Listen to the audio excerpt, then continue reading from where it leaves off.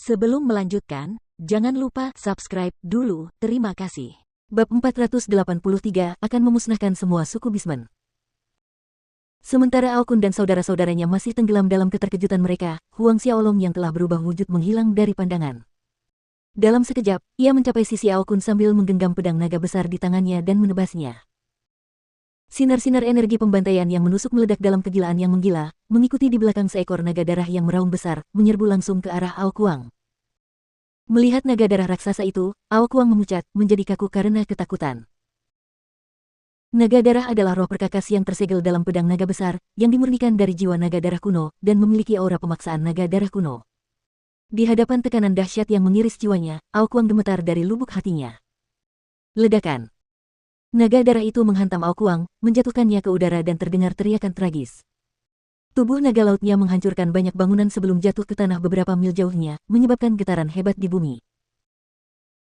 Huang Xiaolong dapat dengan mudah mengatakan bahwa di antara 9 bersaudara itu, Ao Kuang ini adalah mata rantai terlemah, hanya memiliki kekuatan Saint Realm Orde ke-9, oleh karena itu Huang Xiaolong menargetkannya terlebih dahulu. Selama salah satu dari 9 orang itu tidak berdaya, kelemahan akan muncul dalam susunan 9 naga laut yang disusun oleh saudara-saudara itu, yang secara signifikan mengurangi kekuatannya.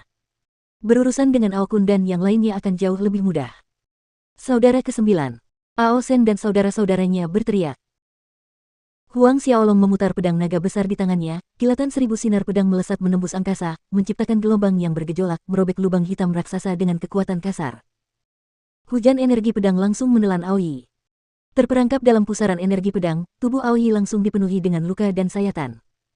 Setelah beberapa saat jeritan kesakitan yang tampaknya berlangsung lama, Aoyi jatuh ke lantai persegi, sisik bercahaya di tubuh naga lautnya terpotong dan terpotong. Luka berdarah itu sedalam tulang, membuat yang lain memalingkan muka. Ao Kun dan saudara-saudaranya berteriak gelisah.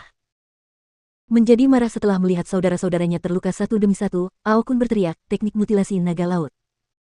Seketika, 7 naga laut yang tersisa membentuk lingkaran. Dengan sedikit getaran seperti busur yang dilepaskan, gelombang ganas menderu maju, menutupi langit, menciptakan banyak retakan ruang. Gelombang ganas seperti bilah tajam menebas Huang Xiaolong secara bersamaan. Huang Xiaolong tetap acuh tak acuh, pedang naga besar di tangannya membuat sayatan vertikal. Naga darah menelan matahari. Seekor naga darah raksasa terbang keluar dan kekuatan hisap yang mengerikan keluar dari rahangnya yang terbuka lebar, menelan gelombang pedang yang tak terhitung jumlahnya. Pada akhirnya, naga darah itu meledak di udara dan menghilang. Huang Xiaolong melompat dengan cepat, tangan kirinya mengarahkan tinju kekosongan ilahi yang hebat ke arah pusat susunan mutilasi naga laut yang dibentuk oleh 7 naga laut. Dampak yang dahsyat mengguncang 7 naga laut, memaksa mereka untuk berpisah satu sama lain, sehingga susunan itu hancur. Di darat, semakin banyak ahli binatang iblis berkumpul di kejauhan untuk menyaksikan pertempuran hebat yang hanya terlihat dalam 1 milenium ini, mengejutkan mereka sampai ke inti. Huang Xiaolong, dewa binatang baru dari suku Bisman, 1 orang melawan 9 master dari kuil 9 naga. Terlebih lagi, dia bahkan memegang kendali. Begitu berita ini tersebar, seluruh dunia roh bela diri akan terguncang. Dalam pertempuran Asura Square dan pertempuran kuil dewa binatang sebelumnya, meskipun telah membunuh Limolin dan para ahli dewa templar lainnya, mengirimkan gelombang kejut yang hebat melalui dunia roh bela diri, Huang Xiaolong tidak hanya mengandalkan kekuatannya sendiri, tetapi ia malah mengandalkan skarab mayat beracun. Oleh karena itu, ketakutan semua orang terhadap Huang Xiaolong sebenarnya adalah ketakutan terhadap kawanan skarab mayat beracun yang ia kendalikan. Namun, pertempuran ini berbeda. Ketika para ahli binatang iblis memandang Huang Xiaolong sekarang, keterkejutan, ketakutan, dan kekaguman yang mereka rasakan disebabkan oleh kekuatan Huang Xiaolong sendiri. Serangkaian ledakan menggelegar tinggi di angkasa. Ledakan demi ledakan gelombang kejut energi destruktif menghancurkan area luas di bawahnya menjadi reruntuhan, bangunan-bangunan rata dengan tanah, jalan-jalan lenyap. Seiring berjalannya waktu, 9 saudara Ao dipilih dan ditangani satu persatu oleh Huang Xiaolong. 1 jam kemudian, hanya Ao Kun yang masih mampu bertarung. Bayangan menyelimuti wajah Ao Kun yang muram. Meskipun telah mengevaluasi ulang kekuatan Huang Xiaolong, dia tidak pernah membayangkan bahwa kekuatan Huang Xiaolong berada di luar perkiraannya, dan ini bukanlah hal yang paling mencengangkan. Yang mengejutkannya adalah bahwa Huang Xiaolong bahkan belum berhasil menembus alam Saint Orde ke-10. Pemuda ini hanyalah alam Saint Orde ke-9 akhir. Jika dia sudah mampu menunjukkan tingkat kekuatan ini di alam Saint Orde ke-9 akhir, seberapa mengerikankah Huang Xiaolong begitu dia melangkah ke alam Saint Orde ke-10? Apakah itu berarti bahwa dia bahkan dapat bertarung di level yang sama dengan seorang master alam dewa? Selama 500 tahun ini, dia berkultivasi dengan usaha yang sungguh-sungguh, namun dia masih gagal memahami hukum waktu, tidak mampu menembus penghalang menuju alam dewa.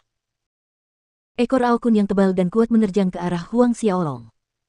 Memilih untuk tidak menggunakan pedang naga besar, Huang Xiaolong hanya memukul ekor Aokun dengan telapak tangannya. Bang!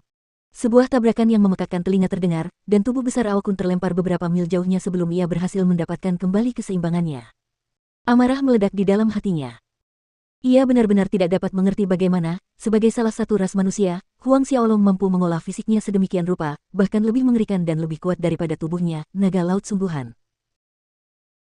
Kalau saja sebelum taruhan dimulai dia tahu bahwa fisik naga sejati Huang Xiaolong saat ini direkonstruksi oleh harta karun utama klan naga, mutiara naga, dan terlebih lagi dia telah memurnikan 8 naga suci primordial, Aokun pasti akan berbalik dan tidak jadi bertaruh dengannya.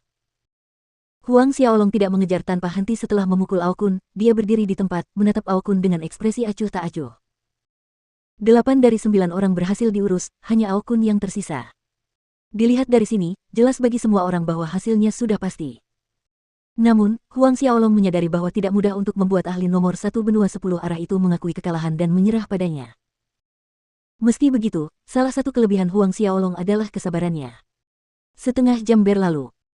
Aokun telah kembali ke wujud manusianya dari tubuh naga laut aslinya selama pertempuran. Tebasan dan tebasan pedang yang mencolok, jejak tinju, jejak telapak tangan, dan noda darah menghiasi sekujur tubuhnya. Meski begitu, hasrat untuk bertempur tampak membara di matanya. Tiba-tiba, Aokun mengeluarkan suara gemuruh yang dahsyat, menerjang ke arah Huang Xiaolong.